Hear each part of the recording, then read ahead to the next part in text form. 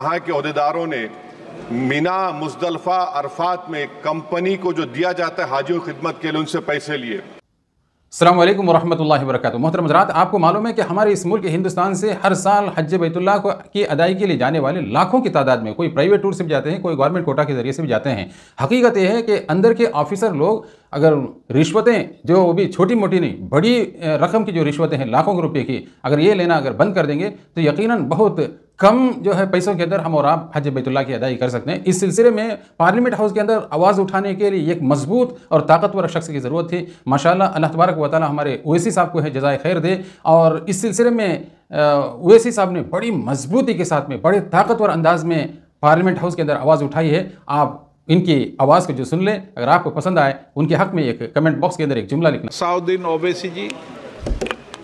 मोहतरम स्पीकर साहब, हज कमेटी में जो करप्शन चल रहा है उसके बारे में मैं आपके सामने जिक्र करना चाह रहा हूं। हज कमेटी के सीईओ का अपॉइंटमेंट का एडवर्टाइजमेंट 3/11/2023 को दिया गया था। उसके बावजूद भी एक परमानेंट सीईओ को अपॉइंट नहीं करने की वजह से हज कमेटी में जो हाजी हिंदुस्तान से सऊदी अरब जाते हैं वहाँ पर जो करप्ट ऑफिशियल है सब स्टैंडर्ड बिल्डिंग का सिलेक्शन करते हैं और हमारे हिंदुस्तान के हाजियों को बड़ी तकलीफ हुई। सीईओ नहीं रहने की वजह से वहाँ के अहदेदारों ने मीना मुज़दलिफ़ा अरफात में कंपनी को जो दिया जाता है हाजियों की खिदमत के लिए उनसे पैसे लिए।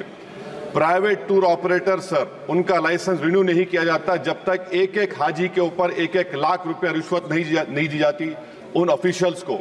मैं आपको ये बता रहा हूं कि इन ऑफिशियल्स का 8 साल से मिनिस्ट्री में है, सीएसएस रूल्स के खिलाफ है, ट्रांसफर नहीं होता। एक अहदेदार को सस्पेंड टर्मिनेट कर दिया गया, उसके रिश्तेदार दिल्ली में काम कर रहे हैं 50-60 हज़ार तनख्वाह पर।